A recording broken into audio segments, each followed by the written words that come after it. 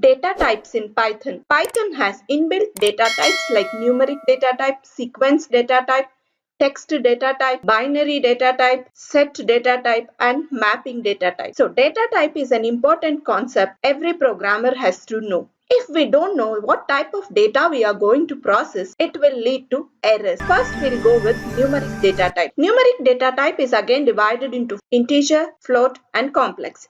So here I have three types of data. I don't know what type of data is this. So we can know that the type of the data by using inbuilt type function. Print type of, give the variable name. So variable name here is mobile number, and I have assigned pi is equal to 3.14. Let's know the type of the data. So again use type of function here, and let's also know what is this type of data I am going to operate with. So print type of C. Run this. So we have got three classes here, that is int.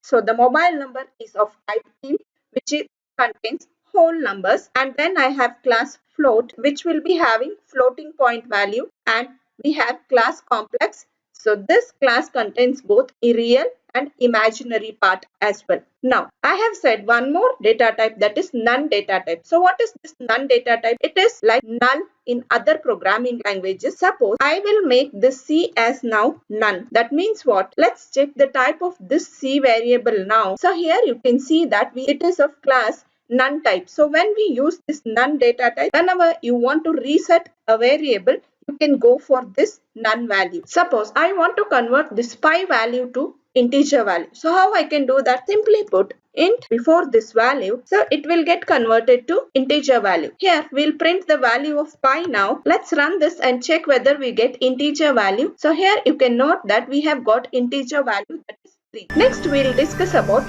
sequence data type. Sequence data types are again divided into three types: list, tuple, and range. So how do we create a list? I'll take a variable L. This is for list, and give square brackets and give the values you want to store in this list. Print L. Also will print the type of this L. So let's run this. Here you can see we are printing the list, and it is of class list. How do we write a tuple? I'll take a variable T here. Instead of square brackets, just give parenthesis here. We'll print T here and also type of T. Run this. Here you can note tuple has been created with, and it's of class tuple. Now we have range data type. As the name itself suggests, it specifies values within some range. So how do we write range? Suppose range of, let's say, 5. So this denotes range of values from 0 to 5. Mostly range is used with loop. So how do I print that? So here print list of C. Let's run this. So here you can note we have got range of values from 0 to 4. So range can have three values, that is start, stop, and step. Suppose say I am starting with 5 and I want to end at 10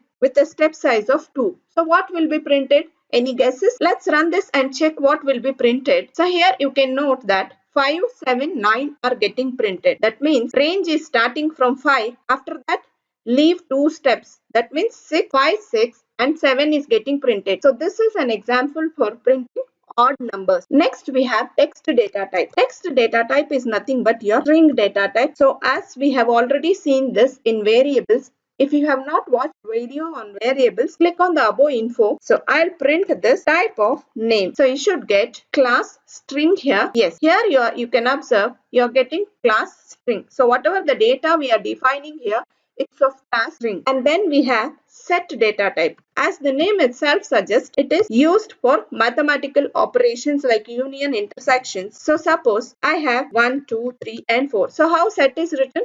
Set is written with flower braces. So print type of set. Let's run this. Here you can observe we have got class set, and then we have one more data type, mapping data type. Mapping is nothing but dictionary data type. So how do we create a dictionary? Dictionary is created with flower braces, but it will have two elements. One is key and other one is value. So what is key? Key is a unique value. Suppose your roll number is 100 and it's a roll number of Ram, and then 102 colon, it's a name of Sham. And let's take one more key or roll number 103, so it is Rohit's roll number. So this is how you create a dictionary. Now I'll just print this type of D. Run this. Here you can observe it is of class dict. Can we get only keys? Yes, you can print. How? Print d dot keys. So let's run this. Here you can see dictionary keys are 100, 102, 103. So this is how you get keys. In the similar fashion, if you put d dot value,